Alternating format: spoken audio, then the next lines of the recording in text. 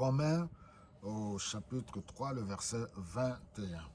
Mais maintenant, Dieu nous a montré comment il nous rend juste devant lui, et c'est là sans l'intervention de la loi.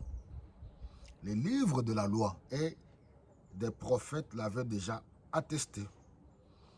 Dieu rend les hommes justes à ses yeux par leur foi en Jésus-Christ.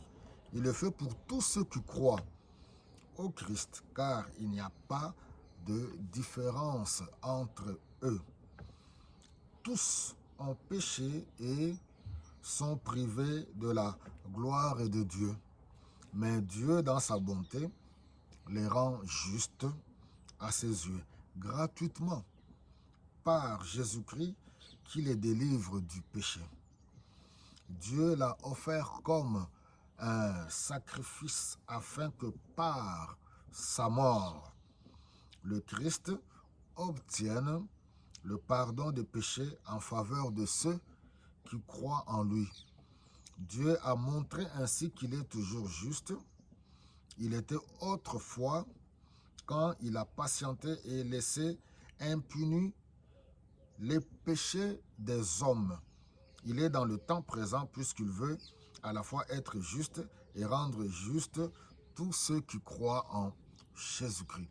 Nous continuons ce travail où nous annonçons la bonne nouvelle du pardon de péché par la foi en Jésus-Christ, et que la loi elle-même ne peut pas nous apporter le salut, et que la loi, elle est sainte, le commandement est bon.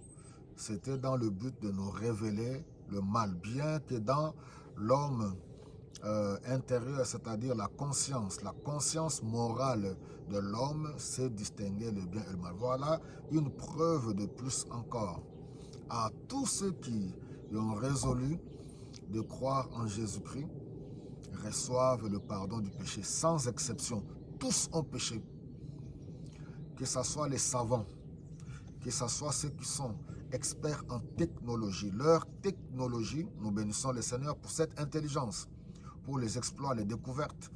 Mais la technologie, la modernité, toutes sortes de découvertes, les exploits, oui, les explorations de l'homme sur toutes les planètes ne peuvent pas ôter le péché, ne peuvent pas résoudre le problème du péché. Le problème du péché qui a amené la dégradation de l'humanité, la perversité, l'immoralité, la méchanceté, le mal, la haine, les guerres, voilà, et voilà même, comme conséquence, nous voyons dans Romains au chapitre 6, voilà, le salaire, quand on dit, voilà, 6, 23, car le salaire du péché, c'est la mort, et le don gratuit de Dieu, c'est la vie éternelle en Jésus-Christ. Pourquoi refuser ce don gratuit?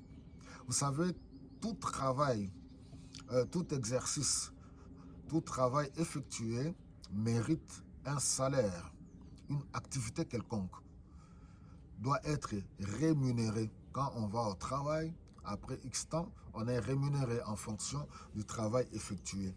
De la même manière, tout travailleur du péché, tout ouvrier du péché a un salaire. Et ce salaire, c'est la mort, la séparation avec Dieu, la séparation définitive avec Dieu. Mais voilà Dieu dans sa bonté, un Dieu d'amour, qui nous accorde la vie éternelle en Jésus-Christ. Ouvre ton cœur, bien-aimé. Comme j'ai toujours dit, tu vas à l'église, c'est bien. Tu écoutes des cantiques, entre guillemets, chrétiens, c'est bien. Mais as-tu déjà résolu de te repentir, de te convertir, d'inviter Jésus-Christ dans ta vie comme ton Seigneur et ton Sauveur, et changer ton mode de vie, ton style de vie, être consacré à Dieu, guidé par le Saint-Esprit, rempli par le Saint-Esprit, abandonnant le péché, abandonnant le mal et vivant dans l'amour de Dieu et l'amour du prochain. Soyez tous bénis au nom de Jésus-Christ.